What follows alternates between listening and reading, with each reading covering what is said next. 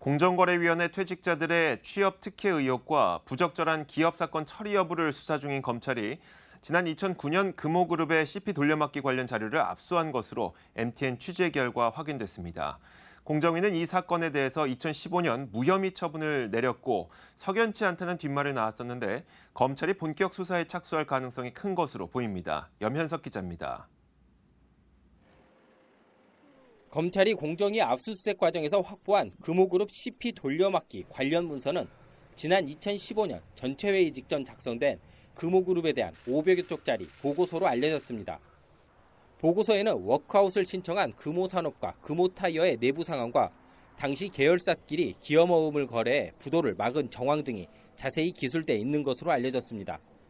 이와 함께 두 기업이 워크아웃을 신청한 2009년 12월 30일과 그 다음 날인 31일 금호석유화학과 아시아나항공 등 8곳 계열사들에서 만기가 도래한 CP 1,336억 원을 연장해 준 것에 대해 집중 분석돼 있는 것으로 전해졌습니다.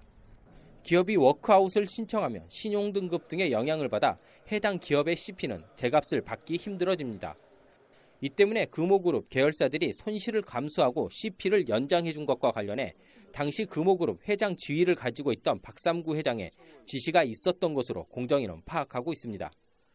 공정위는 만약 박 회장이 지위를 남용했다면 공정거래법상 문제가 될 수 있다는 내용도 보고서에 포함한 것으로 알려졌습니다.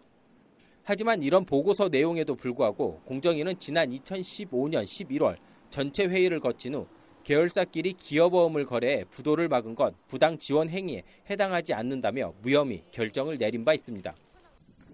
구조조정 과정에서 불가피한 선택, 즉 정당한 경영상 선택이라는 논리로 바뀐 겁니다.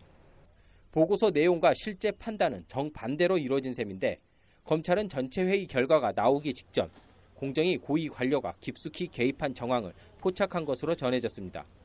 검찰이 공정위 퇴직자들의 부적절한 처신을 수사하는 과정에서 최근 총수의 배임 논란 등에 휘말린 금호그룹으로 불똥이 튈 가능성이 클 것으로 보입니다. 머니투데이 방송 염현석입니다.